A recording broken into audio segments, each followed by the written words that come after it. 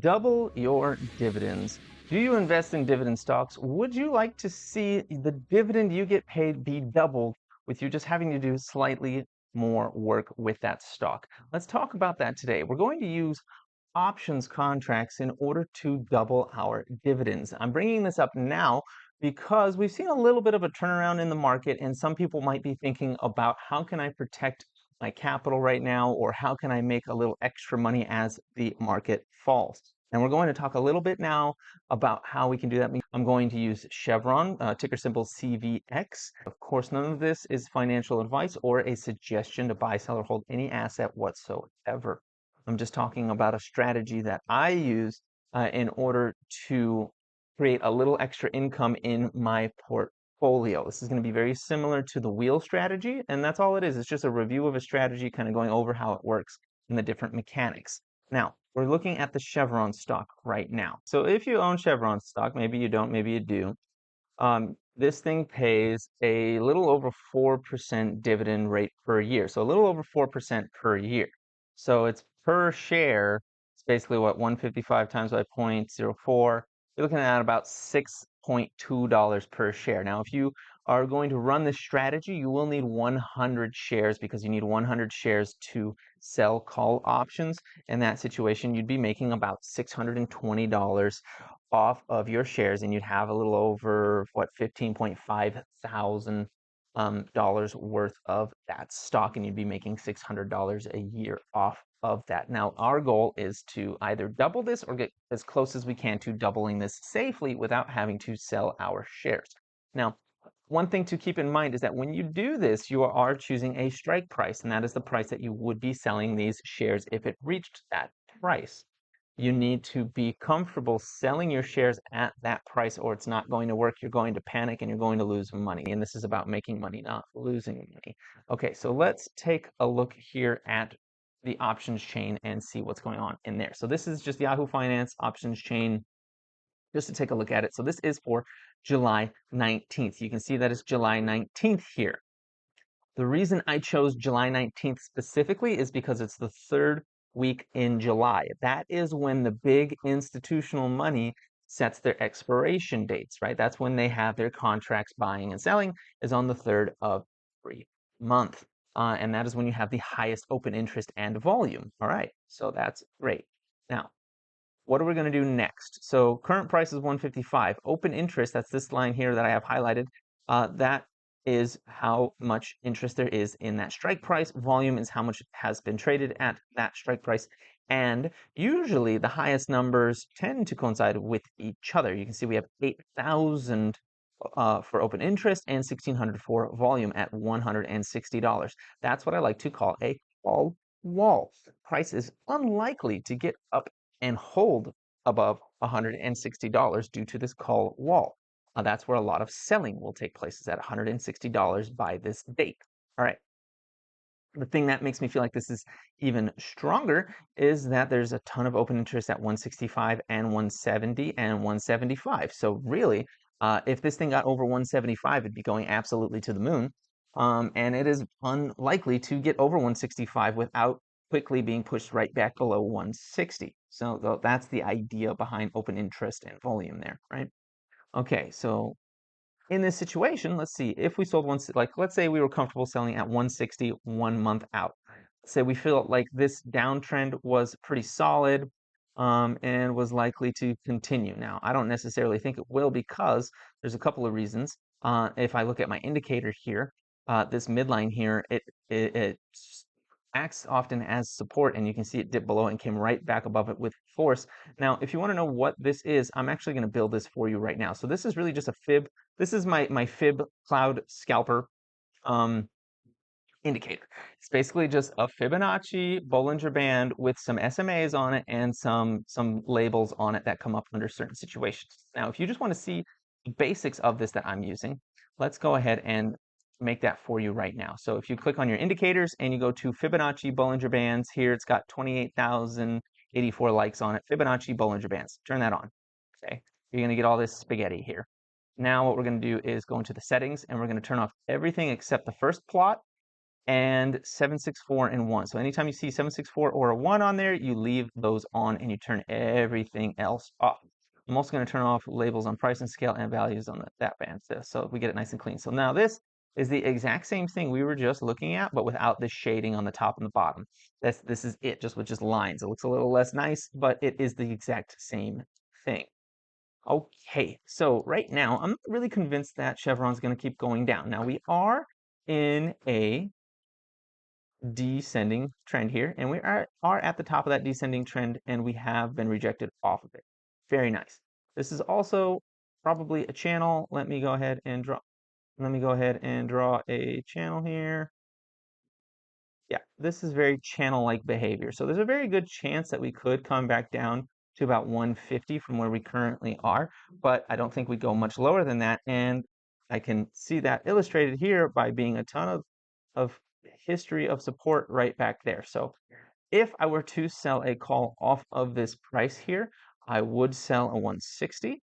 I would sell it for that July 19th, and I would buy it back by doing so, buying it back, I would close that position anytime it got down to like 150. I would close that position in that situation. Why? Because this is an area of support. It is also the bottom of this descending channel here. And when you get to the bottom of these descending channels, price tends to turn around and come back up. And if it broke this descending channel, I'd be looking for it to quickly come back up into the 160s very, very fast. That's what I'd be looking at in this situation. So would it even make sense? All right, so let's see, 160. So if we sold the 160, right, for July, and let's say we were just trying to take profit on a $5 move, what is that going to be? It only has 19% implied volatility. That's not a lot. If it went down there, yeah, we'd probably catch it at about a 50%. If it went down to like 150 or so, we'd probably make about 50% on our 160 call, somewhere about that. That's what we're going to estimate right now. That would be about a 5% per year return on that 160 if we were able to do that consistently. I don't know if I'd be able to do that consistently, but I do think I could get that on a one-off, which would be a 0.5% return off of the base of 1,500 and $15,500. So that would be about a little over 5% return per year if I could pull it off consistently. But I wouldn't be convinced I could do that consistently. So I'd take my little 0.5% return off of the base of 15,500 for that month and move on to the next one and reassess from there. But generally, what you want to do is find areas of reversal here. So let me remove all my drawings. So right now, this hit the midline of the Fibonacci Bolinger Bands. Now, I do see this often as an area where if it doesn't slice right through like it did back here in the past, if it doesn't slice right through, it tends to bounce off of it and go up. So like, let's find an area out right here. Came down aggressively, hit it, bounced around a little bit below it, and then came back above it in a big way, up from 132 all the way to 165. That would completely burn you. So what I like to do to find my areas here, okay, is take this down a little bit lower. Let's go to like a 2 hour. Okay, 2 hours. Great. So on the 2 hour, you can see we're all the way down here. This is looking primed actually to go up. In fact, this looks like it could be an inverted head and shoulders that might play out in the neckline is right here at $157, meaning it's not even up to your strike price yet. And the upper area of this inverted head and shoulders is honestly about 162, 163. So if you sold a 160 strike price on this, you're probably going to get exercised on. So I wouldn't do it. I'd do a 165 at the lowest, and then hope that this ends up being a triple top and it comes down even further, or that it doesn't reach over 165 within the 1 month period that I was trying to trade. But I wouldn't do it right now. On this, I would not be selling a call right now. I would have done it back here. You see where, honestly, I would have even done it here and sold it for like 165, and then it came up to like 167. I would have sweat a little bit.